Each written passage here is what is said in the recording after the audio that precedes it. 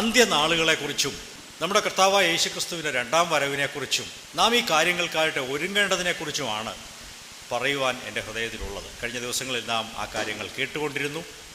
കഴിഞ്ഞ ബൈബിൾ ക്ലാസ്സിലും പിന്നെ കഴിഞ്ഞ ഞായറാഴ്ചയുമൊക്കെ നാം ജീവിക്കുന്നത് അന്ത്യനാളുകളിലാണെന്നും കർത്താവിൻ്റെ വരവിനായിട്ട് നാം ഒരുങ്ങണം എന്നുമുള്ള ഒരു ചിന്ത നമ്മുടെ മനസ്സിൽ വീണിട്ടുണ്ട്.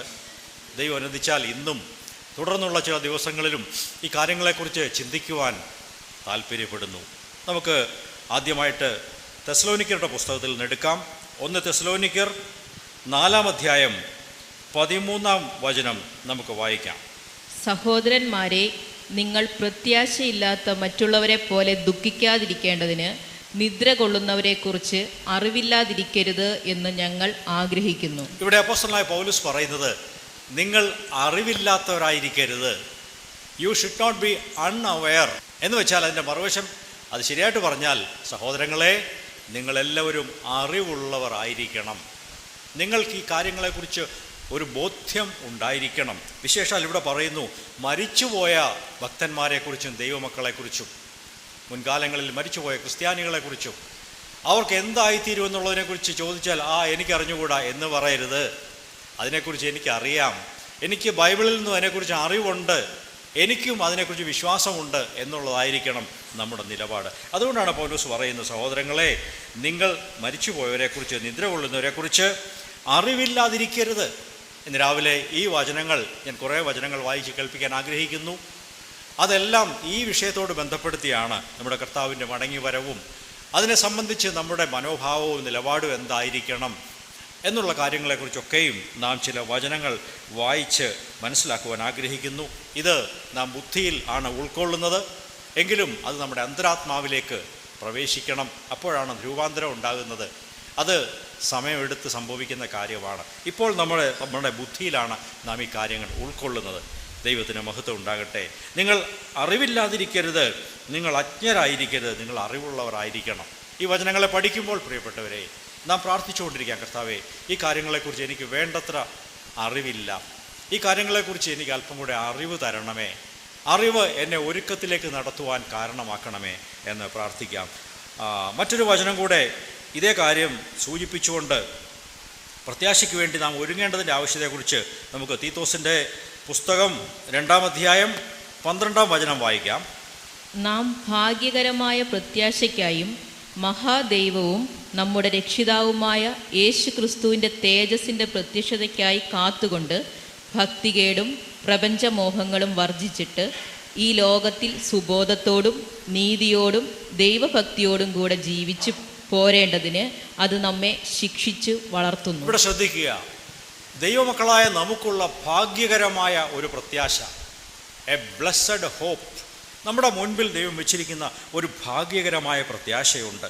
മഹാദൈവവും നമ്മുടെ രക്ഷകനുമായ യേശുക്രിസ്തുവിൻ്റെ തേജസ്സിൻ്റെ പ്രത്യക്ഷതയ്ക്കായിട്ട് നിങ്ങൾ കാത്തുകൊണ്ട് നിങ്ങളെ തന്നെ ക്രമപ്പെടുത്തി ഭക്തികേടും പ്രപഞ്ചമോഹങ്ങളും പാപകരമായ കാര്യങ്ങളെയും വർജിച്ച് ഉപേക്ഷിച്ച് ഈ ലോകത്തിൽ സുബോധത്തോടും നീതിയോടും ദൈവഭക്തിയോടും കൂടെ ജീവിക്കേണ്ടതിന് ദൈവകൃപ നമ്മെ ശിക്ഷിച്ച് ഡിസിപ്ലിൻ തന്ന് വളർത്തുന്നു എന്നാണ് പൗലോസ് ഇവിടെ പറയുന്നത്. ഓക്കെ, ഈ വചനവും നമ്മൾ വായിക്കുമ്പോൾ മനസ്സിലാക്കുന്നത് നമ്മുടെ മുൻപിൽ ദൈവം വെച്ചിരിക്കുന്ന ഒരു പ്രത്യാശയുണ്ട്. പൗലോസ് ഒരിടത്ത് പറഞ്ഞു, നമ്മുടെ പ്രത്യാശ കാണുന്ന പ്രത്യാശയാണെങ്കിൽ അതൊരു പ്രത്യാശയല്ല.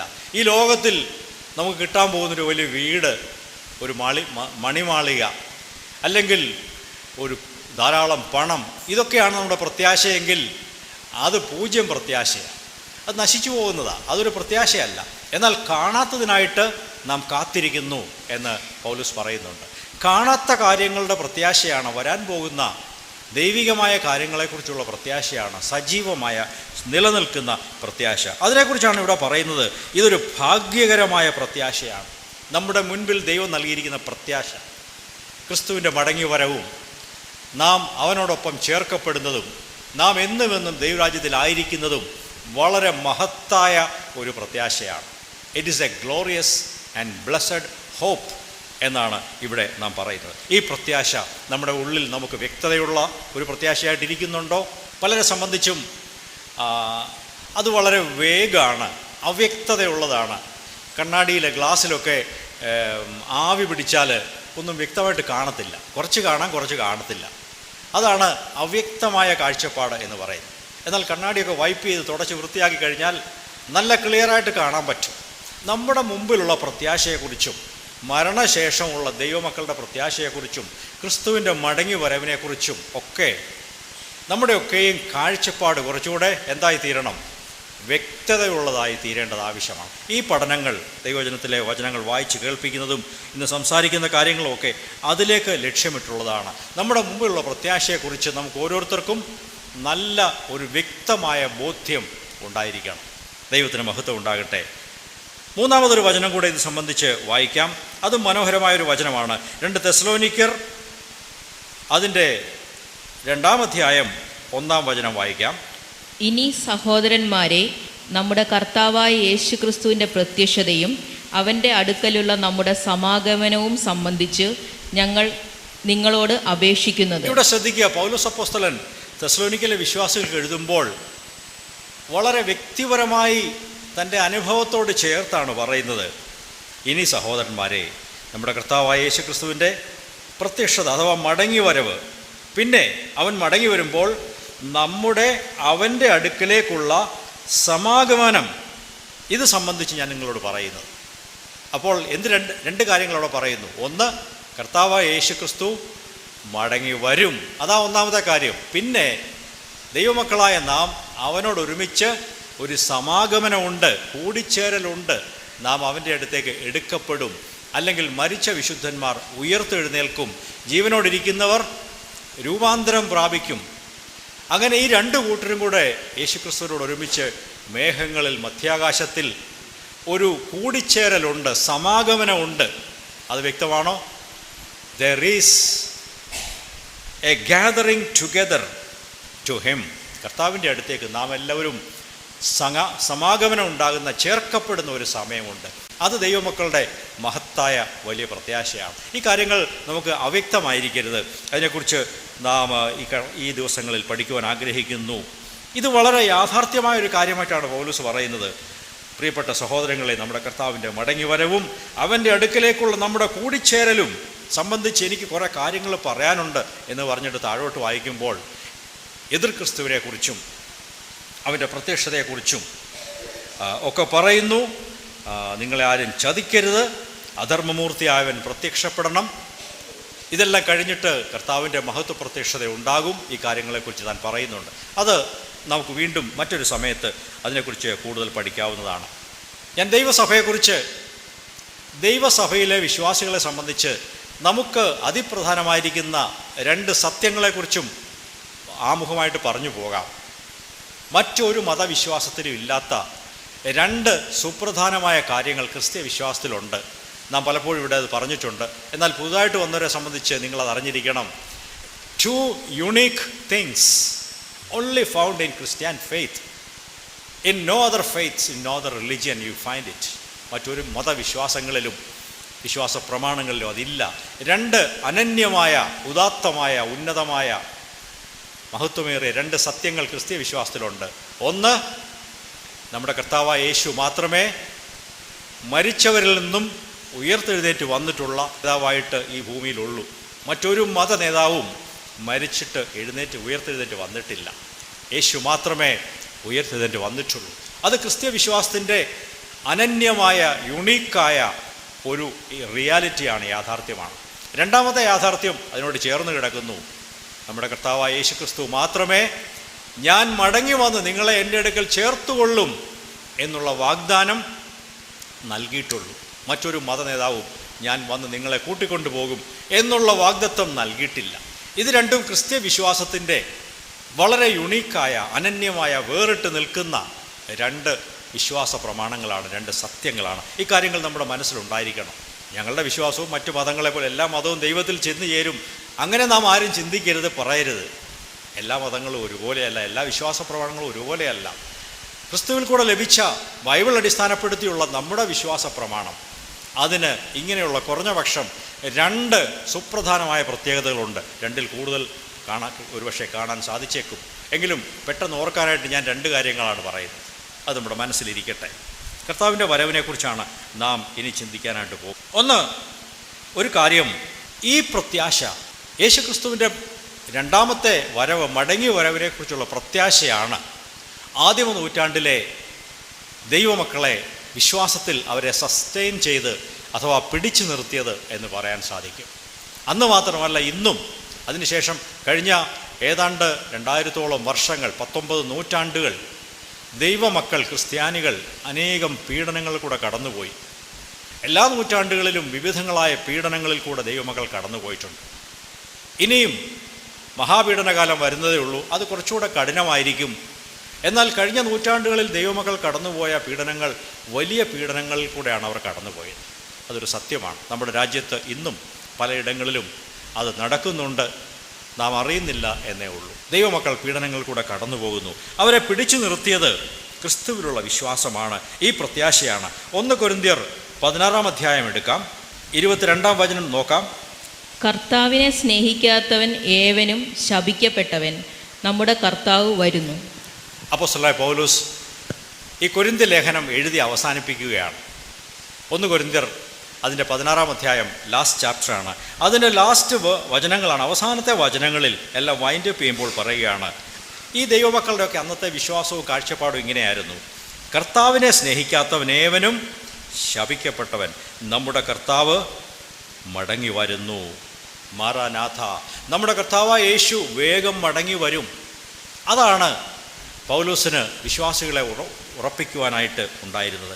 ഈ ഒരു പ്രത്യാശയാണ്, നമ്മുടെ കർത്താവ് വേഗം മടങ്ങി വരും, യേശു വേഗം മടങ്ങി വരും.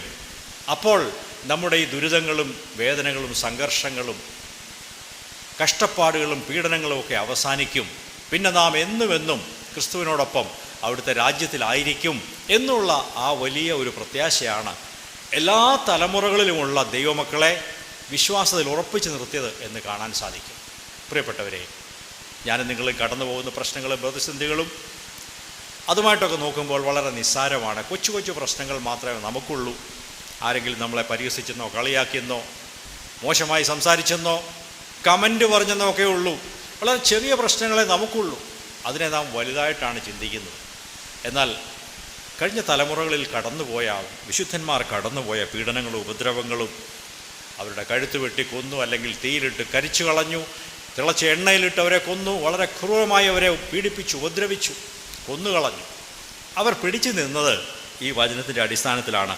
നമ്മുടെ കർത്താവ് മടങ്ങി വരുന്നു. പ്രിയപ്പെട്ടവരെ, ആ ഒരു വിശ്വാസം ഏറ്റുപറഞ്ഞുകൊണ്ടിരിക്കാമോ? എൻ്റെ കർത്താവ് മടങ്ങി വരും, ഈ പ്രശ്നങ്ങളെല്ലാം തീരും, തൻ്റെ നിത്യരാജ്യത്തിൽ സന്തോഷകരമായ അനുഭവത്തിലേക്ക് അവൻ ഞങ്ങളെ കൂട്ടിക്കൊണ്ടു പോകും. We will be with him for all eternity. ആ ഒരു പ്രത്യാശ സജീവമായിരിക്കട്ടെ. നമ്മുടെ മുഖം പ്രകാശിക്കും, നമുക്ക് ഉള്ളിൽ സന്തോഷമുണ്ടാകും.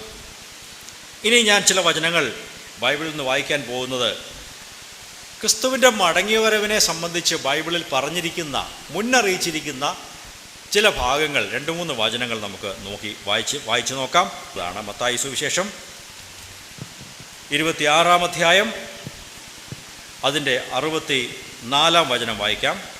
യേശു അവനോട്, ഞാനാകുന്നു, ഇനി മനുഷ്യപുത്രൻ സർവശക്തൻ്റെ വലതുഭാഗത്തിരിക്കുന്നതും ആകാശമേഘങ്ങളെ വാഹനമാക്കി വരുന്നതും നിങ്ങൾ കാണും എന്ന് ഞാൻ പറയുന്നു എന്ന് പറഞ്ഞു. യേശു മഹാപുരോഹിതന്മാർ യേശുവിനെ ക്രോസ് വിസ്താരം ചെയ്യുമ്പോൾ അവരോട് പറയുകയാണ്. അവർ ചോദിച്ചു, നീ അത്യുന്നതനായ ദൈവത്തിൻ്റെ പുത്രനായ ക്രിസ്തുവാണോ എന്നിങ്ങനെ ചോദിക്കുമ്പോൾ യേശു പലപ്പോഴും മിണ്ടാതിരുന്നു. എന്നാൽ ഈ ചോദ്യത്തിന് മുമ്പിൽ മിണ്ടാതിരിക്കുന്നില്ല.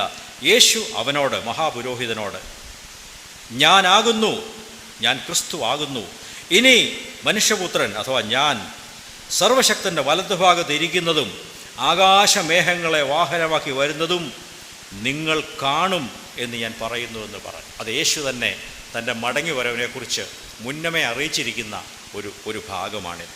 അതിൽ യാതൊരു അവ്യക്തതയുമില്ല. നിങ്ങൾ എൻ്റെ മടങ്ങി വരവ് കാണും, ഞാൻ മടങ്ങി വരും എന്ന് യേശു മഹാപുരോഹിതനോട് പറയുന്നു. ഇനി മറ്റ് 2 പേരും കൂടെ പറയുന്നത് കേൾക്കാം. യേശു തിരുവായ്മൊഴിഞ്ഞ് പറഞ്ഞതാണ്, ഞാൻ ആകാശമേഘങ്ങളെ വാഹനമാക്കി മടങ്ങി വരും. യേശു എങ്ങനെ സ്വർഗത്തിലേക്ക് പോയത്? അപ്പോസ്തല പ്രവൃത്തികൾ 1-ാം അധ്യായം 11-ാം വാക്യം. ഗലീല പുരുഷന്മാരെ, നിങ്ങൾ ആകാശത്തിലേക്ക് നോക്കി നിൽക്കുന്നത് എന്ത്? നിങ്ങളെ വിട്ടു സ്വർഗാരോഹണം ചെയ്ത ഈ യേശുവിനെ സ്വർഗത്തിലേക്ക് പോകുന്നവനായി നിങ്ങൾ കണ്ടതുപോലെ തന്നെ അവൻ വീണ്ടും വരും എന്ന് പറഞ്ഞു. ഇവിടെ 2 വെള്ളവസ്ത്രം ധരിച്ച ദൈവദൂതന്മാർ ആയിരിക്കണം. യേശു സ്വർഗത്തിലേക്ക് കയറിപ്പോയി. എവിടെ നിന്നാണ് കയറിപ്പോയത്? ഒലിവ് മലയിൽ നിന്നാണ്. ഒലിവ് മല അവിടെ പറയുന്നുണ്ട്. അടുത്ത വാക്യം വായിച്ചാൽ, അവൻ യെരുശലേമിന് സമീപത്ത് ഒരു ശബത്ത് ദിവസത്തെ വഴി ദൂരമുള്ള ഒലിവ് മല വിട്ട് യെരൂശലേമിലേക്ക് ഈ ശിഷ്യന്മാർ മടങ്ങിപ്പോകുന്നു. യെരുശലേം പട്ടണത്തിൽ നിന്നും ഒരു ശബത്ത് നാൾ വഴി എന്ന് പറഞ്ഞാൽ 1.25 കിലോമീറ്ററാണ്. അത്രയുമേ യഹൂദന്മാർക്ക് ശബത്ത് നാളിൽ നടക്കാൻ അനുവാദമുള്ളൂ. 1.2 കിലോമീറ്റേഴ്സ്. അത്രയും ദൂരം എന്ന് പറഞ്ഞാൽ യെരൂശലേമിന് അടുത്താണ് ഒലിവ് മല. ആ ഒലിവ് മലയിൽ ഇരിക്കുമ്പോഴാണ് യേശു സ്വർഗാരോഹണം ചെയ്തത്. ദൂതൻ എന്താ പറഞ്ഞത്? നിങ്ങളെ വിട്ട് ഇപ്പോൾ സ്വർഗാരോഹണം ചെയ്ത ഈ യേശുവിനെ സ്വർഗത്തിലേക്ക് പോകുന്നവനായി നിങ്ങൾ കണ്ടതുപോലെ തന്നെ അവൻ വീണ്ടും വരും എന്ന് പറഞ്ഞു. യേശു എപ്രകാരം മേഘവാഹനത്തിൽ കയറിപ്പോയോ അതുപോലെ അവൻ ഇറങ്ങി വരും. യേശു എവിടെ നിന്ന് പോയോ അവിടെ തന്നെ മടങ്ങി വരും. യേശു മടങ്ങി വരുന്നത് ലോകത്തിലെല്ലായിടത്തും കൂടെ അല്ല. യേശു മടങ്ങി വരുന്നത് ഒരു സ്ഥലത്താണ്. അതാണ് ഈ വാക്യത്തിൻ്റെ അടിസ്ഥാനത്തിൽ നാം മനസ്സിലാക്കുന്നത്. അവൻ എവിടെ നിന്ന് കയറിപ്പോയോ അത് ഒലിവ് മലയിൽ നിന്നാണ്. ആ ഒലിവ് മലയിൽ തന്നെ കർത്താവ് മടങ്ങി വരും. അവൻ അവിടെ ഇറങ്ങി വരും. മുമ്പൊരു ദേവദാസൻ പ്രസംഗിച്ചു, നിങ്ങൾക്കെല്ലാവർക്കും ബിസിനസ് ക്ലാസ്സിൽ ഒരു ടിക്കറ്റ് അന്ന് കിട്ടുമെന്ന് പറഞ്ഞു. നിങ്ങൾ ഇന്ത്യയിലാണെങ്കിലും നേപ്പാളിലാണെങ്കിലും എവിടെയാണെങ്കിലും നിങ്ങൾ മറുവപ്പെട്ട് നിങ്ങളെല്ലാവരും യേശുവിൻ്റെ അടുത്ത് ഒലിവ് മലയിൽ എത്തിച്ചേരും. അതിനുള്ള ഫ്ലൈറ്റ് ടിക്കറ്റൊക്കെ ദൈവം തന്നെ തയ്യാറാക്കിയിട്ടുണ്ട്. You will fly. നിങ്ങൾ പറന്നവിടെ ചെല്ലും. ഒലിവ് മലയിൽ യേശു ഇറങ്ങി വരുമ്പോൾ, അവൻ പ്രത്യക്ഷനാകുമ്പോൾ മരിച്ചുപോയ ദൈവഭക്തന്മാരും അവരുടെ ആത്മാക്കളും ജീവിച്ചിരിക്കുന്നവരൊക്കെ രൂപാന്തരപ്പെട്ട അവരുമൊക്കെ ആ ഒലിവ് മലയുടെ മുകളിൽ ആ മേഘങ്ങളിൽ യേശുവിനോടൊപ്പം ചെല്ലും എന്ന് പറഞ്ഞു. ഞാനത് ഏറെക്കുറെ വിശ്വസിക്കുന്നു. അങ്ങനെയുള്ള ഒരു വലിയ ഭാഗ്യമാണ്, അനുഗ്രഹമാണ് ദൈവം നമുക്ക് വേണ്ടി വെച്ചിരിക്കുന്നത്. നാം ജീവനോടിരുന്നാലും മരിച്ചു പോയാലും സാരമില്ല. നാം കർത്താവിൻ്റെ മടങ്ങി വരവിൽ അവനോടൊപ്പം അവിടെ നാമും ചേർക്കപ്പെടും. അതാണ് ഇവിടെ ദൂതന്മാർ പറയുന്നത്. നിങ്ങളെ വിട്ട് സ്വർഗാരോഹണം ചെയ്ത ഈ യേശുവിനെ നിങ്ങൾ കണ്ടതുപോലെ, എങ്ങനെ പോയോ അതുപോലെ അവൻ വീണ്ടും വരും എന്ന് പറഞ്ഞു. ഇത് ദൈവമക്കളുടെ വലിയ പ്രത്യാശയാണ്. അവിടുന്ന് മടങ്ങി വരും എന്നുള്ളത്. ഇനിയും അപ്പോസ്തലനായ പൗലോസ് പറയുന്ന ഒരു ഭാഗം കൂടെ വായിക്കാം. യേശു പറഞ്ഞതും ദൂതന്മാർ പറഞ്ഞതും വായിച്ചു. ഇനി പൗലോസ് ആണെന്ന് നമുക്ക് ചിന്തിക്കാം. എബ്രായർ 9-ാം അധ്യായം 28-ാം വചനം വായിക്കാമോ? ക്രിസ്തുവും അങ്ങനെ തന്നെ അനേകരുടെ പാപങ്ങളെ ചുമക്കുവാൻ ഒരിക്കൽ അർപ്പിക്കപ്പെട്ടു. തനിക്കായി കാത്തിരിക്കുന്നവരുടെ രക്ഷയ്ക്കായി അവൻ പാപം കൂടാതെ രണ്ടാമത് പ്രത്യക്ഷനാകും. തനിക്കായി കാത്തു നിൽക്കുന്നവരുടെ സമ്പൂർണ്ണ രക്ഷയ്ക്കായി. അതാണ് ആ വചനത്തിൻ്റെ ആശയം. അവൻ പാപസംബന്ധമായിട്ടല്ലാതെ മടങ്ങി വരും. പാപം കൂടാതെ എന്ന് പറയുമ്പോൾ ആദ്യം വന്നപ്പോൾ പാപത്തോടു കൂടെ വന്നു എന്നല്ല അർത്ഥം. ഇതൊക്കെ പലരും തെറ്റായിട്ട് മനസ്സിലാക്കുന്നതാണ്. അങ്ങനെയൊക്കെയുള്ള വിശദീകരണം ഞാൻ കേട്ടിട്ടുണ്ട്. ആദ്യം വന്നപ്പോൾ പാപത്തോടു കൂടെയാണ് വന്നത്, രണ്ടാമത് വരുമ്പോൾ പാപം കൂടാതെ. അങ്ങനെയല്ല. ആദ്യം വന്നത് രണ്ടാമത് വന്നതും പാപമില്ലാതെയാണ് വന്നത്. യേശുവിൽ പാപം ഉണ്ടായിരുന്നില്ല. എന്നാൽ ആദ്യം വന്നത് പാപസംബന്ധമായിട്ടാണ് വന്നത്. മനുഷ്യരാശിയുടെ പാപങ്ങളെ ചുമന്നൊഴിക്കാൻ വേണ്ടിയാണ് ആദ്യം വന്നതെങ്കിൽ രണ്ടാമത് വരുന്നത് വിത്തൗട്ട് റെഫറൻസ് ടു സിൻ, പാപസംബന്ധമായിട്ടല്ലാതെ, പാപം ചുമന്നൊഴിക്കാൻ അല്ലാതെയാണ് രണ്ടാമത് യേശു വരുന്നത്. അതാണ് ഹെബ്രായർ 9:28 നാം അർത്ഥമാക്കുന്നത്. യെസ്, അവൻ പാപം കൂടാതെ, പാപം സംബന്ധിച്ചല്ലാതെ അവൻ പ്രത്യക്ഷനാകും. ഇത് ദൈവമക്കളുടെ വലിയ പ്രത്യാശയാണ്. അനേകരുടെ പാപങ്ങളെ ചുമക്കുവാൻ ഒരിക്കൽ വന്നു. എന്നാൽ ഇനിയും തനിക്കായി കാത്തു നിൽക്കുന്നവരുടെ രക്ഷയ്ക്കായി. എന്താണ് രക്ഷയ്ക്കായി വരുമെന്ന് പറഞ്ഞത്? ഞാൻ നിങ്ങൾ രക്ഷിക്കപ്പെട്ടവരാണോ? അല്ലെന്നാണ് ശരിയായ ഉത്തരം. നാം രക്ഷിക്കപ്പെട്ടു തുടങ്ങിയിട്ടേ ഉള്ളൂ. നമ്മുടെ ആത്മാക്കൾ രക്ഷിക്കപ്പെട്ടു, നമ്മുടെ ദേഹി രക്ഷിക്കപ്പെട്ടുകൊണ്ടിരിക്കുന്നു. ക്രിസ്തുവിനെ വരവെങ്കിൽ നമുക്ക് പുതിയ ശരീരം കിട്ടും.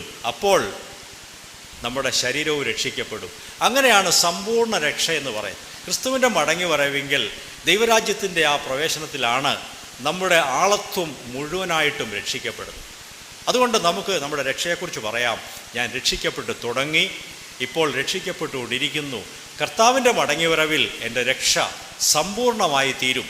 ദേഹം, ദേഹി, ആത്മാവ് എല്ലാം രക്ഷിക്കപ്പെട്ട് വളരെ മനോഹരമായ അവസ്ഥയിലേക്ക് കിടക്കും എന്നുള്ളതാണ്. അതുകൊണ്ട് നമ്മുടെ ജീവിതങ്ങളെക്കുറിച്ച് നാം എപ്പോഴും വിശ്വസിക്കണം. I am in process.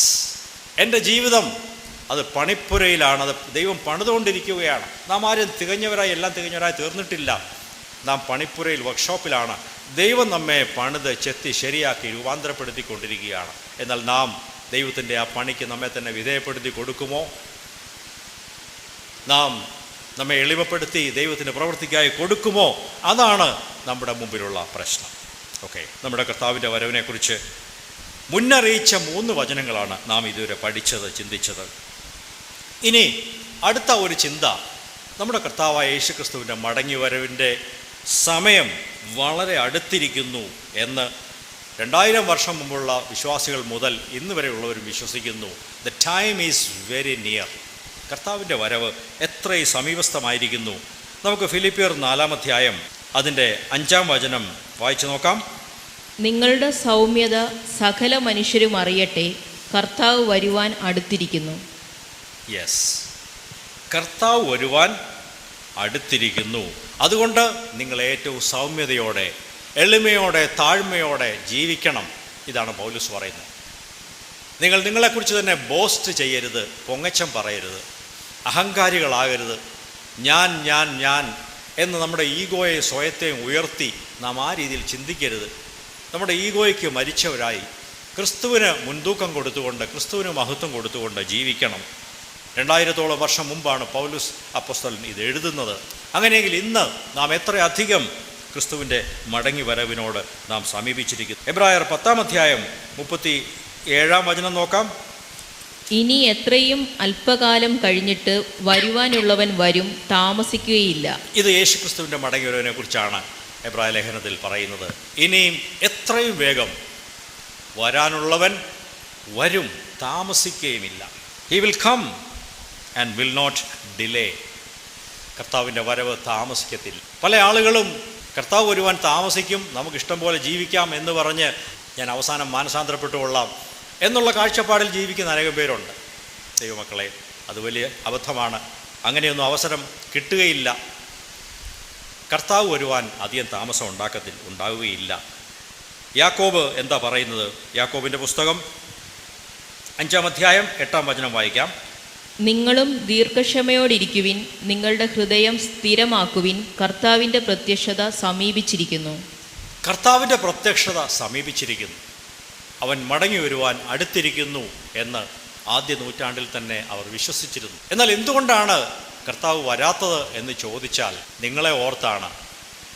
നിങ്ങളൊക്കെ മാനസാന്തരപ്പെട്ട് ദൈവത്തോട് അടുത്തു വരാൻ വേണ്ടി ആഗ്രഹിച്ചുകൊണ്ടാണ് കർത്താവിൻ്റെ വരവ് താമസിക്കുന്നത് എന്ന് പറയാൻ സാധിക്കും. ആരും നശിച്ചു പോകാതെ, എല്ലാവരും മാനസാന്തരപ്പെട്ട്, എല്ലാവരും യേശുവിനെ വിശ്വസിച്ച് ക്രിസ്തുവിൻ്റെ വരവിനായിട്ട് എല്ലാവരും കാത്തിരിക്കണം എന്നുള്ള ആ പ്രതീക്ഷയോടെയാണ് യേശു തൻ്റെ വരവ് താമസിപ്പിക്കുന്നത് എന്ന് പറയുവാനായിട്ട് സാധിക്കും. നാം 3 വചനങ്ങൾ വായിച്ചെടുത്തും നിങ്ങൾ ദീർഘക്ഷമയോടെ ഇരിക്കണം, അവൻ്റെ വരവ് സമീപിച്ചിരിക്കുന്നു, കർത്താവ് വരുവാൻ അടുത്തിരിക്കുന്നു, നാം അന്ത്യനാളുകളിൽ ജീവിക്കുന്നു എന്നുള്ള കാര്യമാണ് നാം ഇതുവരെ മനസ്സിലാക്കിയ കാര്യങ്ങൾ. ഓക്കെ, ഇനി മറ്റൊരു കാര്യം, നമ്മൾ രണ്ട് കാര്യങ്ങൾ പറഞ്ഞു കഴിഞ്ഞു. ഒന്ന്, യേശുവിൻ്റെ മടങ്ങിവരവിനെക്കുറിച്ച് മുന്നമേ ബൈബിളിൽ വ്യക്തമായി പ്രസ്താവിച്ചിട്ടുണ്ട്. 2, അവിടുത്തെ മടങ്ങിവരവ് ഏറ്റവും അധികം അടുത്ത് വന്നിരിക്കുന്നു. ഇനി മടങ്ങിവരവിൻ്റെ സമയം നമുക്ക് ആർക്കും അറിഞ്ഞുകൂടാ. അതാണ് 3ാമത്തെ ഒരു കാര്യം. ക്രിസ്തുവിൻ്റെ മടങ്ങിവരവിനെക്കുറിച്ച് പറഞ്ഞാൽ അതിൻ്റെ വ്യക്തമായ സമയം, ഇന്ന തീയതി, ഇന്ന ദിവസം, ഇന്ന വർഷം, ഇന്ന മാസം, ഇന്ന തീയതി എന്നിങ്ങനെ സമയം പ്രഡിക്റ്റ് ചെയ്യുവാനായിട്ട് നമുക്ക് ആർക്കും സാധ്യമല്ല. നാം കഴിഞ്ഞ ദിവസം ബൈബിൾ ക്ലാസ്സിലും അത് പഠിക്കുകയുണ്ടായി. വായിക്കാം. മർക്കോസ് 13-ാം അധ്യായം 32-ഉം 33-ഉം വചനങ്ങൾ നോക്കാം. ആ നാളും നാഴികയും സംബന്ധിച്ചോ പിതാവല്ലാതെ ആരും സ്വർഗത്തിലെ ദൂതന്മാരും പുത്രനും കൂടെ അറിയുന്നില്ല. ആ കാലം എപ്പോഴെന്ന് നിങ്ങൾ അറിയായിക കൊണ്ട് സൂക്ഷിച്ചു കൊള്ളുവിൻ, ഉണർന്നും പ്രാർത്ഥിച്ചും കൊണ്ടിരിപ്പിൻ. തൻ്റെ മടങ്ങിവരവിനെക്കുറിച്ച് യേശുക്രിസ്തു പറയുകയാണ്. ആ നാഴികയെക്കുറിച്ച്, മടങ്ങിവരവിൻ്റെ സമയത്തെക്കുറിച്ച് പിതാവായ ദൈവം മാത്രമേ അറിയുന്നുള്ളൂ.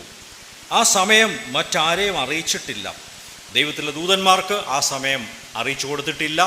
പുത്രനായ എന്നെയും, യേശു പറയുകയാണ്, പുത്രനായ എന്നെയും പിതാവ് ആ സമയം അറിയിച്ചിട്ടില്ല. അത് യേശുവിൻ്റെ ഒരു കുറവായിട്ട് നാം ചിന്തിക്കരുത്. നാം അന്ന് പറയുകയുണ്ടായി, യേശുവിൻ്റെ മനുഷ്യത്വം കാരണമാണ് പിതാവിൻ്റെ അധികാരങ്ങളും അവകാശങ്ങളും എല്ലാം താൻ കൈയാളിയില്ല.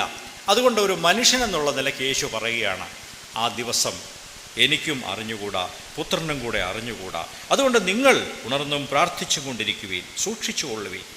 നിങ്ങൾ ഉണർന്നും പ്രാർത്ഥിച്ചും തയ്യാറായിട്ടും ഇരിക്കുവീൻ. സമയം നമ്മൾക്ക് അറിഞ്ഞുകൂടാ, എന്നാൽ കാലലക്ഷണം നാം അറിയുന്നു. നാം കർത്താവിൻ്റെ വരവിന് ഏറ്റവും അടുത്താണ് ജീവിക്കുന്നത് എന്ന് നമ്മുടെ ചുറ്റും സംഭവിക്കുന്ന കാര്യങ്ങളിൽ കൂടെ നമുക്ക് മനസ്സിലാകും. 1 തെസ്സലോനിക്കർ 5-ാം അധ്യായം 2-ാം വചനം കൂടെ നമുക്ക് നോക്കാം. കള്ളൻ രാത്രിയിൽ വരും പോലെ കർത്താവിൻ്റെ നാൾ വരുന്നു എന്ന് നിങ്ങൾ തന്നെ നന്നായി അറിയുന്നുവല്ലോ. കള്ളൻ വരുന്നത് നോട്ടീസ് തന്നിട്ടൊന്നും അല്ല വരുന്നത്. ഇന്ന സമയം രാത്രി 12 മണിക്ക് ഞാൻ വരും എന്ന് ഏതെങ്കിലും കള്ളൻ വീട്ടുകാരെ അറിയിച്ചിട്ട് മോഷ്ടിക്കാൻ വരുമോ? കള്ളൻ വരുന്നത് നനച്ചിരിക്കാത്ത, പ്രതീക്ഷിക്കാത്ത സമയത്താണ്. അതുപോലെ യേശു പറഞ്ഞു, അപ്രതീക്ഷിതമായ സമയത്ത് ഞാൻ മടങ്ങി വരും. യേശു പറഞ്ഞതിൻ്റെ അർത്ഥം, ഇവിടെ അപ്പോസ്തലനായ പൗലോസ് എഴുതിയിരിക്കുന്നതിൻ്റെ അർത്ഥം അതാണ്. കള്ളൻ രാത്രിയിൽ വരും പോലെ നനയ്ക്കാത്ത നാഴികയിൽ കർത്താവിൻ്റെ നാൾ വരുന്നുവെന്ന് നിങ്ങൾ തന്നെ നന്നായി അറിയുന്നുവല്ലോ. യേശുവിൻ്റെ വരവിനെ ഒരു കള്ളൻ രാത്രിയിൽ മോഷ്ടിക്കാൻ വരുന്നതിനോട് ഉപമിച്ച് പറയുകയാണ്. കള്ളനുമായിട്ടും മോഷണമായിട്ടും യേശുവിന് ബന്ധമൊന്നുമില്ല. അതൊരു ഉപമയായിട്ടാണ് പറഞ്ഞിരിക്കുന്നത്. ഉപമയുടെ ഒരു കാര്യം മാത്രമേ എടുക്കാൻ പറ്റുള്ളൂ. ഇവിടെ ഈ ഉപമയിൽ, കള്ളൻ്റെ ഉപമയിൽ, കള്ളൻ അപ്രതീക്ഷിതമായ സമയത്ത് വന്ന് വീട് തുറക്കുന്നു എന്ന് പറഞ്ഞതുപോലെ യേശു അപ്രതീക്ഷിതമായ സമയത്ത് വന്ന് തനിക്കുള്ളവരെ, വിലപ്പെട്ടവരെ വിളിച്ചുകൊണ്ട് പോകും. അതാണ് അതിൻ്റെ അർത്ഥം. യേശുവിൻ്റെ വരവിൻ്റെ സമയം നമുക്ക് ആർക്കും പ്രഡിക്റ്റ് ചെയ്യാൻ സാധ്യമല്ല. എങ്കിലും നാളും നാഴികയും സംബന്ധിച്ച് കർത്താവ് തന്നിരിക്കുന്ന അടയാളങ്ങളെ മനസ്സിലാക്കി നാം ജീവിക്കുന്ന കാലഘട്ടത്തിൽ നാം സൂക്ഷ്മതയോടെ ജീവിക്കേണ്ടത് ആവശ്യമാണ്. ഇനി വെളിപ്പാട് പുസ്തകം 16-ാം അധ്യായം 15-ാം വചനം കൂടെ വായിക്കാം. ഞാൻ കള്ളനെപ്പോലെ വരും, തൻ്റെ ലജ്ജ കാണുമാറു നഗ്നനായി നടക്കാതിരിക്കുവാൻ തൻ്റെ ഉടുപ്പ് സൂക്ഷിച്ചും ജാഗരിച്ചും കൊള്ളുന്നവൻ ഭാഗ്യവാൻ. ഞാൻ കള്ളനെ പോലെ മടങ്ങി വരും. അപ്പോൾ നിങ്ങൾ എങ്ങനെയായിരിക്കും? നിങ്ങളുടെ അവസ്ഥ എന്തായിരിക്കും? നിങ്ങൾ വേണ്ടത്ര നല്ല വസ്ത്രമൊക്കെ ധരിച്ച് നല്ലതായിട്ടാണോ ഇരിക്കുന്നത്? തൻ്റെ ഉടുപ്പ് സൂക്ഷിച്ചും ജാഗരിച്ചും കൊള്ളുന്നവൻ അനുഗ്രഹീതൻ. ദൈവമക്കളെ, ഇവിടെ കർത്താവിൻ്റെ മടങ്ങിവരവിനെക്കുറിച്ച് പറയുമ്പോൾ യേശു പറഞ്ഞത്, ഞാൻ കള്ളനെ പോലെ വരുമെന്ന് പറഞ്ഞതിൻ്റെ അർത്ഥം, എല്ലാ സമയത്തും നമ്മുടെ ജീവിതങ്ങൾ ദൈവത്തിന് പ്രസാദകരമായിരിക്കണം. ഏത് സമയത്ത് കർത്താവ് മടങ്ങി വന്നാലും നാം ഒരുക്കമുള്ളവരായി കാണപ്പെടണം എന്നാണ് യേശു ഇവിടെ പറയുന്നതിൻ്റെ അർത്ഥം. നമ്മുടെ കർത്താവിൻ്റെ വരവ് സമീപിച്ചു, പക്ഷേ നമുക്കാർക്കും അതിൻ്റെ സമയം അറിഞ്ഞുകൂടാ. അതുകൊണ്ട് സമയം അറിഞ്ഞുകൂടാത്തത് കൊണ്ട് നാം ജാഗ്രതയുള്ളവരായി നമ്മുടെ ജീവിതങ്ങളെ പരിപാലിച്ചു കൊണ്ടിരിക്കണം. നാം പ്രതീക്ഷിക്കാത്ത സമയത്ത് ഒരുപക്ഷെ നമ്മുടെ ജീവൻ പോയെന്ന് വരും, നാം മരിച്ചു പോയെന്ന് വരും. കർത്താവിൻ്റെ നാൾ അല്ലെങ്കിൽ നമ്മുടെ മരണദിവസം നാം പ്രതീക്ഷിക്കാത്ത സമയത്ത് സംഭവിക്കാം. അതുകൊണ്ട് പ്രിയപ്പെട്ടവരെ, ജാഗ്രതയായിരിക്കാം. ഇനി ഒരു കാര്യം കൂടെ ഇന്നത്തെ ഈ ചിന്തയുമായിട്ട് ബന്ധപ്പെടുത്തി ഞാൻ പറയാൻ ആഗ്രഹിക്കുന്നു. 3 കാര്യങ്ങൾ നാം കേട്ടു. 4-മത്തെ കാര്യം, കർത്താവിൻ്റെ വരവ് സംബന്ധിച്ച് നാം ഈ കേട്ട കാര്യങ്ങളുടെ അടിസ്ഥാനത്തിൽ നമ്മുടെ മനോഭാവം എന്തായിരിക്കും? What must be our attitude? നമ്മുടെ മനോഭാവം എങ്ങനെ ഇരിക്കണം? അതിനെക്കുറിച്ച് ഏതാനും ചില കാര്യങ്ങൾ നാം അറിയുന്നത് ആവശ്യമാണ്. കർത്താവിൻ്റെ വരവിൻ്റെ രീതിയും അതെങ്ങനെ ആയിരിക്കും എന്നുള്ളതിനെക്കുറിച്ചൊക്കെ ബൈബിൾ ധാരാളം പഠിപ്പിക്കുന്നുണ്ട്. വളരെ വ്യക്തതയോടെ കാര്യങ്ങൾ പറയുവാൻ ഭാവി കാര്യങ്ങളെക്കുറിച്ച് നമുക്ക് സാധ്യമല്ല എങ്കിലും നമുക്ക് ഒരു ഏകദേശ രൂപം ഉണ്ടാകാൻ സാധിക്കും. അത് അടുത്ത ക്ലാസ്സുകളിൽ, അടുത്ത ദിവസങ്ങളിൽ നാം ചിന്തിക്കാം. എന്നാൽ ഇന്ന് നമ്മുടെ കർത്താവിൻ്റെ മടങ്ങിയവരനോടുള്ള ബന്ധത്തിൽ ഇത്രയും കാര്യങ്ങൾ അറിഞ്ഞ സ്ഥിതിക്ക് നമ്മുടെ മനോഭാവം എന്തായിരിക്കണം? 1-മത്തെ മനോഭാവം, നാം റെഡി ആയിരിക്കണം എന്നുള്ളതാണ്. ആ ഒരുക്കത്തെക്കുറിച്ചാണ് നമുക്ക് വായിക്കാൻ കഴിയും. മത്തായി എഴുതിയ സുവിശേഷം 24-ാം അധ്യായം 44-ാം വചനം എടുക്കാം, വായിക്കാം. അങ്ങനെ നിങ്ങൾ നനയ്ക്കാത്ത നാഴികയിൽ മനുഷ്യപുത്രൻ വരുന്നത് കൊണ്ട് നിങ്ങളും ഒരുങ്ങിയിരിക്കുവിൻ. നിങ്ങൾ പ്രതീക്ഷിക്കാത്ത സമയത്ത് യേശു മടങ്ങി വരും. അതുകൊണ്ട് നിങ്ങൾ ഒരുങ്ങിയിരിക്കുവിൻ. For this reason you also must be ready. നിങ്ങൾ റെഡി ആയിരിക്കണം, തയ്യാറായിരിക്കണം. അതെങ്ങനെ തയ്യാറായിരിക്കണം എന്നുള്ളതിനെക്കുറിച്ച് നമുക്ക് ഇനിയും കേൾക്കാൻ സാധിക്കും. മത്തായി സുവിശേഷം 25-ാം അധ്യായത്തിൽ 2 ദൃഷ്ടാന്തങ്ങൾ ഇത് സംബന്ധിച്ച് കർത്താവായ യേശു തന്നെ പറഞ്ഞിട്ടുണ്ട്. അടുത്ത അധ്യായമാണത്. അവിടെ എന്തൊക്കെയാണ് ദൃഷ്ടാന്തങ്ങൾ പറയുന്നത്? ആദ്യത്തെ ദൃഷ്ടാന്തം 10 കന്യകമാരുടെ ദൃഷ്ടാന്തമാണ്. അവർ 10 പേരും ഒരുക്കത്തോടെ മണവാളൻ്റെ ആർപ്പുവിളി കേൾക്കുമ്പോൾ ദീപങ്ങൾ കത്തിച്ച് മണവാളനെ എതിരേൽക്കാനുള്ള കന്യകമാരായിരുന്നു. മണവാട്ടിയല്ല, എതിരേൽക്കാനുള്ള ടീമിൽപ്പെട്ട 10 പേരായിരുന്നു. അവരിൽ 5 പേര് ബുദ്ധിയുള്ളവരും 5 പേർ ബുദ്ധി കെട്ടവരുമായിരുന്നു. അവർക്കെല്ലാവർക്കും ആവശ്യമുള്ള എണ്ണ അവരുടെ കയ്യിൽ വേണമായിരുന്നു. എങ്കിലും 5 പേർക്ക് ആവശ്യത്തിന് എണ്ണ ഉണ്ടായിരുന്നില്ല. മറ്റേ 5 പേർ വിളക്കിലും പാത്രങ്ങളിലും എണ്ണ കരുതിയിരുന്നു. നമുക്ക് ആ സംഭവം അറിയാം. ഒരുങ്ങിയിരുന്ന 5 പേർ വിളക്ക് തെളിയിച്ചു, അവരുടെ വിളക്കുകൾ കത്തി. മറ്റേ 5 പേർ വിളക്ക് കത്തിച്ചപ്പോൾ വിളക്കുകൾ കെട്ടുപോയി, അവർക്ക് പോകാൻ കഴിഞ്ഞില്ല. ഈ ഭാഗം, ഈ ദൃഷ്ടാന്തം ഒരുക്കവും ഉണർവും ഉള്ളവരായിരിക്കുക. നിങ്ങൾക്ക് നോട്ടീസ് ഇല്ലാത്ത സമയത്തായിരിക്കും മണവാളൻ വരുന്നത്. അതുകൊണ്ട് നിങ്ങൾ എല്ലാ രീതിയിലും ഉണർന്നിരിക്കണം, തയ്യാറായിരിക്കണം, റെഡി ആയിരിക്കണം. താലന്തുകളുടെ ഉപമയാണ് അത് 25-ാം അധ്യായത്തിൽ വീണ്ടും നാം വായിക്കുന്നത്. യജമാനൻ പരദേശത്ത് പോകുമ്പോൾ വേലക്കാരെ വിളിച്ച് അവർക്ക് താലന്തുകൾ കൊടുത്തു. അവരവരുടെ പ്രാപ്തി പോലെ താലന്തുകൾ കൊടുത്തു. 5 താലന്ത് കിട്ടിയവരും 2 താലന്ത് കിട്ടിയവരും 1 കിട്ടിയവരും ഉണ്ടായിരുന്നു. ആദ്യത്തെ 2 കൂട്ടരും നല്ലതായിട്ട് ബിസിനസ് ചെയ്തു, അധ്വാനിച്ചു, അവരത്രയും കൂടെ നേടി. അവസാനത്തെ ആൾ ഒന്നും ചെയ്തില്ല. അവനെ ദുഷ്ടനും അലസനുമായ ദാസനെ എന്നാണ് ഒടുവിൽ വിളിക്കുന്നത്. പ്രിയ സഹോദരങ്ങളെ, കർത്താവിൻ്റെ മടങ്ങിവരവ് സമീപമായിരിക്കുന്നു. അതുകൊണ്ട് നാം ഒരുക്കമുള്ളവരായി ഒരുങ്ങിയിരിക്കണം. ദൈവം നമ്മെ ഏൽപ്പിച്ച താലന്തുകൾ ശരിയാവണ്ണം നാം വ്യാപാരം ചെയ്ത് മുമ്പോട്ട് പോകണം എന്നാണ് ദൈവം ആഗ്രഹിക്കുന്നത്. ഒന്നാമത്തെ കാര്യം, നമ്മുടെ മനോഭാവത്തിൻ്റെ 1-ാം കാര്യം, നാം തയ്യാറായിരിക്കണം, റെഡിയായിരിക്കണം. 2-ാമത്തേത് സ്റ്റിവാർഡ്ഷിപ്പ് അഥവാ ദൈവം നൽകിയ കാര്യവിചാരകത്വം നാം വിശ്വസ്തരായി നിർവഹിക്കണമെന്നുള്ളതാണ്. കർത്താവേ, നീ വേഗം വരൂ, ഞാൻ വിശ്വസിക്കുന്നു, ഞാൻ എങ്ങനെയെങ്കിലും ജീവിച്ചോളാം എന്ന് പറയാൻ പറ്റുകയില്ല. നാം വിശ്വസ്തരായ കാര്യവിചാരകന്മാരായി നാം ആയിരിക്കണം. അത് ലൂക്കോസിൻ്റെ സുവിശേഷത്തിലാണ് നാം കാണുന്നത്. ലൂക്കോസ് 19-ാം അധ്യായം 13-ാം വാക്യം നോക്കാം. അവൻ 10 ദാസന്മാരെ വിളിച്ച് അവർക്ക് 10 റാത്തൽ വെള്ളി കൊടുത്തു. ഞാൻ വരുവോളം വ്യാപാരം ചെയ്തുകൊള്ളുവിൻ എന്ന് അവരോട് പറഞ്ഞു. അവിടെ ഓരോരുത്തർക്കും ഓരോ താലന്താണ് കൊടുക്കുന്നത്. പക്ഷേ റിസൾട്ടുകൾ വ്യത്യസ്തമായിരുന്നു. ഒരാൾ അതുകൊണ്ട് 10 താലന്ത് അധികമായിട്ടുണ്ടാക്കി, മറ്റൊരുവൻ 5 റാത്തൽ കൂടെ സമ്പാദിച്ചു, മറ്റൊരാൾ ഒന്നും സമ്പാദിച്ചില്ല. നാം ഈ ദൃഷ്ടാന്തത്തിൽ കാണുന്നത്, യജമാനൻ പറഞ്ഞു, ഞാൻ വരുവോളം നിങ്ങൾ ഇതുപയോഗിച്ച് വ്യാപാരം ചെയ്യുക, ബിസിനസ് ചെയ്യുക.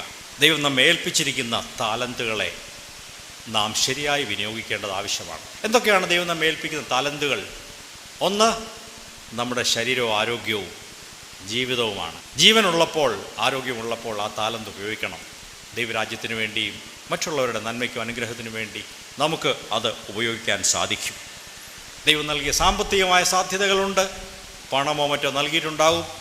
ദൈവം നിങ്ങളുടെ ഒരു വീട് തന്നു കാണും, അല്ലെങ്കിൽ യാത്ര ചെയ്യാൻ വാഹനം തന്നു കാണും. ഇതെല്ലാം ദൈവരാജ്യത്തിൻ്റെ പ്രയോജനത്തിനായി, മഹത്വത്തിനായി, വിസ്തൃതിക്ക് വേണ്ടി നാം ചെലവാക്കാനും ഒക്കെ ഒരുക്കമുള്ളവരായിരിക്കണം. ദൈവമേ, അവിടെ നിന്നെ ഏൽപ്പിച്ച താലന്തുകൾ ഞാൻ എനിക്ക് വേണ്ടി മാത്രം സ്വാർത്ഥതയോടെ ഉപയോഗിക്കുകയില്ല. I will utilize it for your kingdom.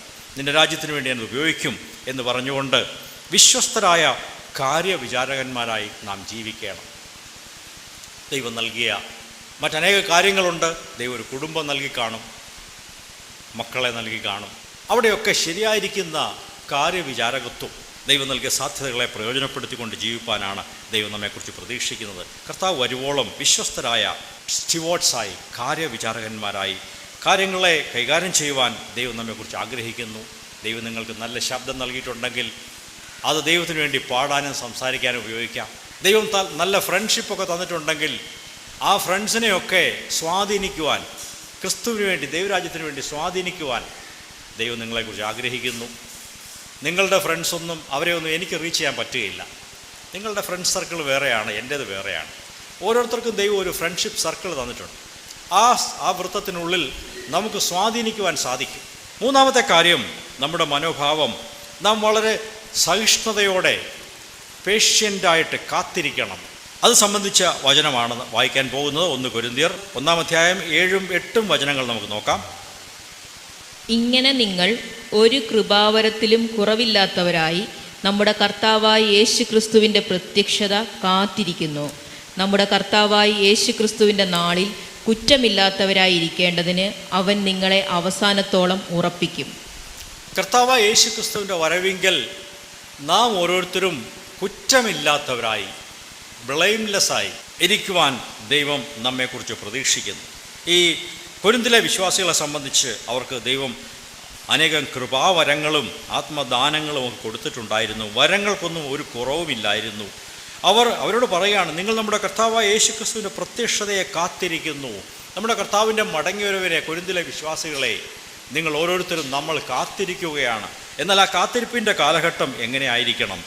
നമ്മുടെ കർത്താവായ യേശു ക്രിസ്തുവിൻ്റെ നാളിൽ അഥവാ അവൻ മടങ്ങി വരുമ്പോൾ നിങ്ങളെ കുറ്റമില്ലാത്തവരായിരിക്കേണ്ടതിന് അവൻ അവസാനത്തോളം നിങ്ങളെ ഉറപ്പിച്ച് നിർത്തും. അത് നമ്മുടെ വിശ്വാസമാണ്. ദൈവമേ, എന്നെ ഉറപ്പിച്ച് നിർത്തണമേ. കുറ്റമില്ലാത്ത, ബ്ലെയിംലെസ്സായി, നല്ല മനസാക്ഷിയോടെ പവിത്രമായ ചിന്തകളും ഉദ്ദേശങ്ങളും ഉള്ള ഒരാളായി എന്നെ അവസാനത്തോളം ഉറപ്പിച്ച് നിർത്തണമേ.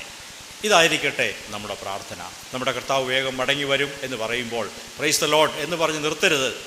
അതിനുവേണ്ടി നമ്മുടെ ശരിയായിരിക്കും നമുക്കൊരു മനോഭാവം വേണം. അതിനുവേണ്ടി നമുക്ക് ക്ഷമയോടെ ഒരുങ്ങുകയും കുറ്റമില്ലാത്തവരായി ജീവിക്കുകയും വേണം.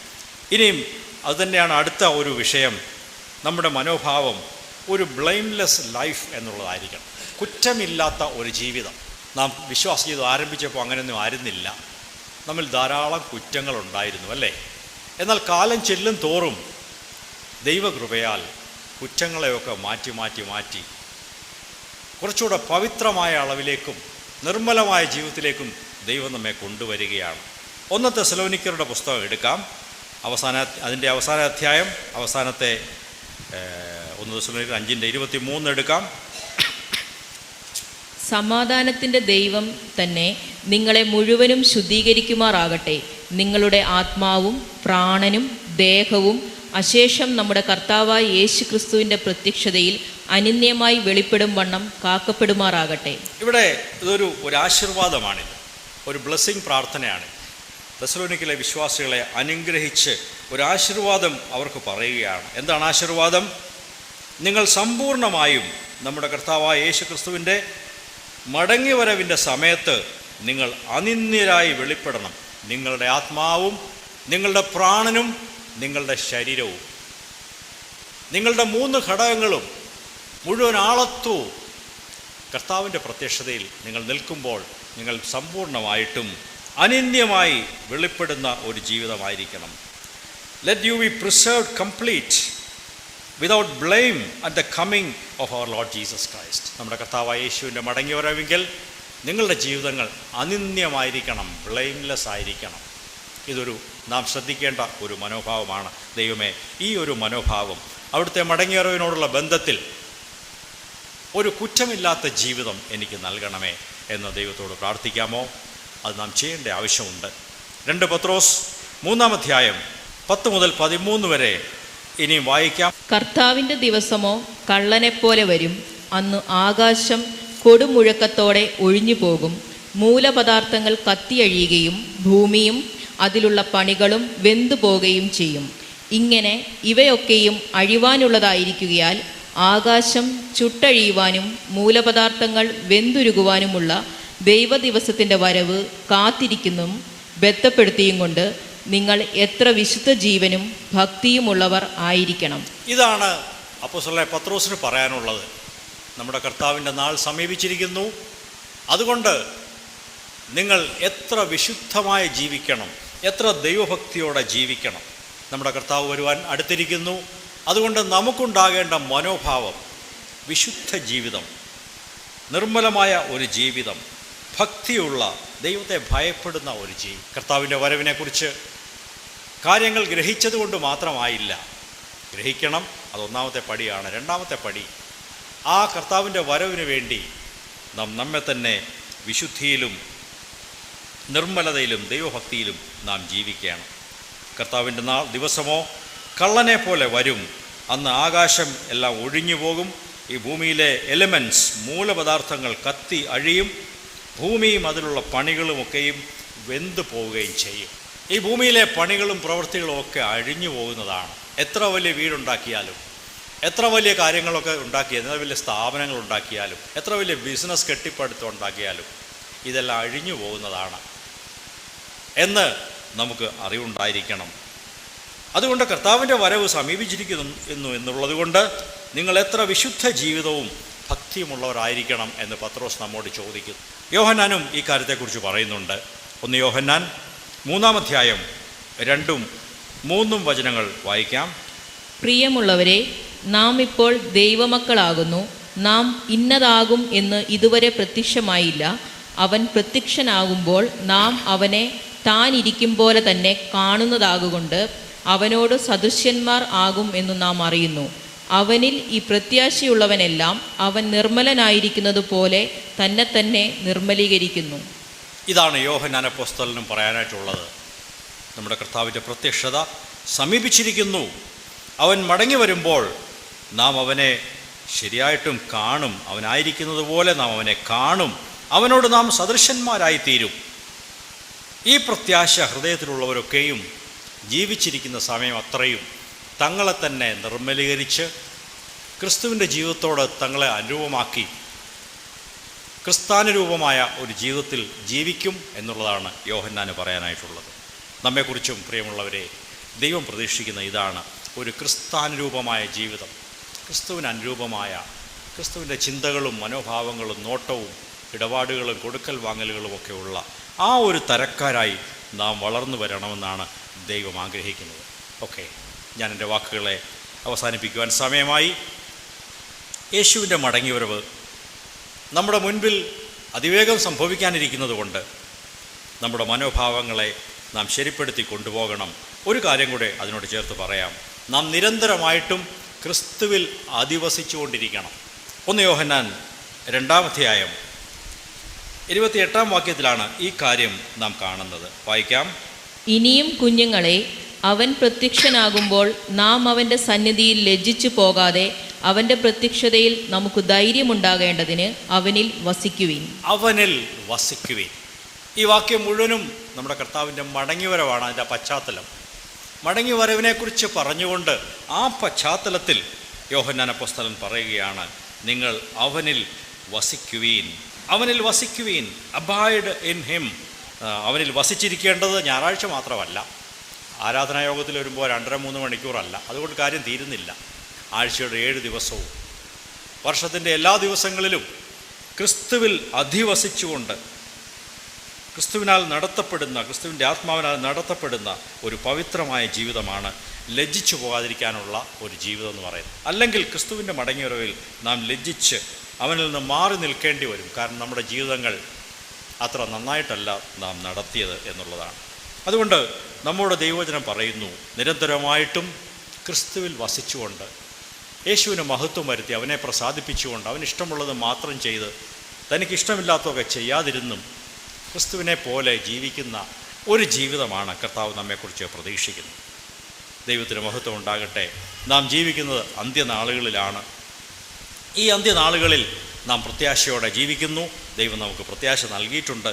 എന്നാൽ അതിനെക്കുറിച്ചുള്ള അറിവും ബോധ്യവും നമുക്കെല്ലാവർക്കും ഉണ്ടായിരിക്കട്ടെ. അതിനാണ് നാം ഈ കാര്യങ്ങൾ ചിന്തിക്കുന്നത്. നമ്മുടെ ഭാവി പ്രത്യാശ വേഗമായിട്ടുള്ള ഒന്നല്ല. എങ്ങനെയെങ്കിലുമൊക്കെ ഞങ്ങൾ സ്വർഗത്തിൽ ചെല്ലും എന്ന് വെറുതെ വിശ്വസിച്ചാൽ മാത്രം പോരാ. കുറച്ചുകൂടെ വ്യക്തതയും ഒക്കെ അതിനുണ്ടായിരിക്കണം. കുറച്ചുകൂടെ ക്ലാരിറ്റി ഉണ്ടായിരിക്കണം. അതിനോടനുബന്ധിച്ചുള്ള കാര്യങ്ങളെക്കുറിച്ചൊക്കെയും നമുക്ക് തുടർന്നും ഇനിയും ചിന്തിക്കുവാനും പഠിക്കുവാനുമായിട്ടുണ്ട്. ദൈവം നമ്മെ കർത്താവിൻ്റെ വരവിനായിട്ട് ഒരുക്കി നമ്മെ കാത്തു സൂക്ഷിക്കട്ടെ. നമ്മെ തന്നെ നമുക്ക് സൂക്ഷിക്കാം. അവനിൽ ഈ പ്രത്യാശയുള്ളവനെല്ലാം, ക്രിസ്തുവിൻ്റെ മടങ്ങിവരവിൻ്റെ പ്രത്യാശയുള്ള ഓരോരുത്തരും ക്രിസ്തു എങ്ങനെ നിർമ്മലനായിരിക്കുന്നുവോ അതുപോലെ തങ്ങളെ തന്നെ നിർമ്മലീകരിച്ചുകൊണ്ട് പവിത്രമായി ദൈവഭയത്തിൽ ജീവിക്കും. ഇന്ന് ഈ കേട്ട വചനങ്ങളുടെ ഉദ്ദേശവും മറ്റൊന്നുമല്ല, കർത്താവിൻ്റെ വരവിന് വേണ്ടി ഒരുങ്ങിക്കാത്ത് വിശുദ്ധിയോടെ ജീവിച്ച് ദൈവത്തെ പ്രസാദിപ്പിക്കുന്ന ഒരു ജീവിതം എൻ്റെ വചനങ്ങളെ കേൾക്കുന്ന നമുക്ക് ഓരോരുത്തർക്കും ഉണ്ടാകണം. അതിനുവേണ്ടിയാണ് ഈ പ്രസംഗം, ഈ വചനം ഇവിടെ പ്രസ്താവിക്കുന്നത്. നമുക്ക് ഈ വചനങ്ങളെ ഗൗരവമായിട്ട് എടുത്തുകൊണ്ട് മുമ്പോട്ട് ജീവിക്കാം. കർത്താവ് നമ്മെ അനുഗ്രഹിക്കട്ടെ.